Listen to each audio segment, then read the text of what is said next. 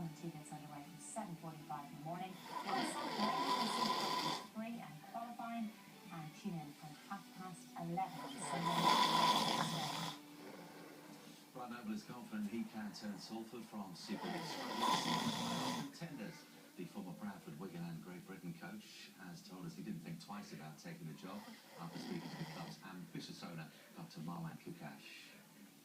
He's one of the most experienced and successful coaches of the Super League era, and now he's back in charge with one of the ambitious clubs.